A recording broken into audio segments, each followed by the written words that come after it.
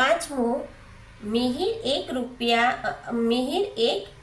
70 રૂપિયાનું બેટ ખરીદવા ઈચ્છે છે. તેની પાસે 50 રૂપિયાની એક નોટ, 5 રૂપિયાનો એક સિક્કો, 2 રૂપિયાનો 3 સિક્કા, 1 રૂપિયાના 4 સિક્કા અને 50 પૈસાના 4 સિક્કા છે.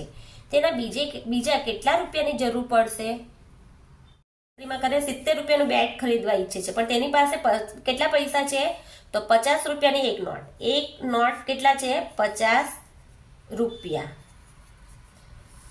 એક નોટ. 5 રૂપિયાનો એક સિક્કો એટલે 5 ગુણ્યા 1 એટલે કેટલા આવ્યા? 5 રૂપિયા. અહીંયા લખશો તો 50 થઈ જશે એટલે 5 રૂપિયા અહીંયા લખીશું.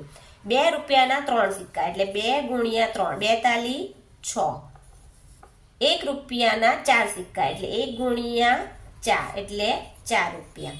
તથા 50 પૈસા એટલે આ 50 પૈસાના 4 સિક્કા. અહીં ધ્યાનથી જોજો, આ પૈસા છે તો 0 5 ચોક 20 એટલે 2 મીંડા કાપીશું 100 આવશે એટલે કેટલા આવ્યા? 2 રૂપિયા. તો હવે ગણતરી કરીએ, સરવાળો થશે અહીંયા બધાનો. 5 ને 6 11, 11 ને 4 15, 15 ને 2 17, 7 વધી 1, 5 ને 1 6 એટલે કેટલા આવ્યા? 67 રૂપિયા એની પાસે છે. ને એણે ખરીદવું કેટલા રૂપિયાનું છે બેટ? બેટની કિંમત કેટલી છે? 70 ને એની પાસે કેટલા છે? 67 રૂપિયા.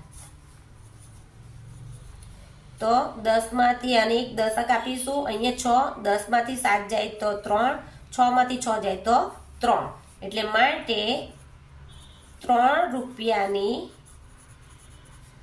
જરૂર પડશે.